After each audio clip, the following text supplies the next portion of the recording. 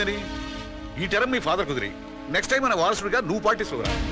నీకేం కావాలని ఇవ్వడానికి నీ తండ్రి ఉన్నాడు, తండ్రి లాంటి నేనున్నాను. పవర్ ప్లాంట్లు కావాలా, ప్రాజెక్టులు కావాలా, ఏం కావాలో చెప్పు, నేను పర్మిషన్ ఇస్తాను. నీ ఇష్టం వచ్చిన సంపాదించుకో. ఏంటి సార్ సంపాదించేది? ఎవడబ్బు సొమ్మును దోచుకోవాలి. మీ స్వార్థం కోసం మీరు రీ ఎలక్షన్స్ పెట్టించారు. ఈయన స్వార్థం కోసం జనాలను అవిటి వాళ్ళని చేశారు.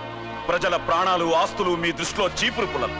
మీ ఇద్దరి కోసం వచ్చిన ఎలక్షన్స్ కి ఖర్చు పెట్టే 100 కోట్లని పేదవాళ్ళకి పంచిపెడితే ఒక రైతు ఆత్మహత్య చేసుకోడు, ఒక కార్మికుడు అన్నం లేకుండా పడుకోడు.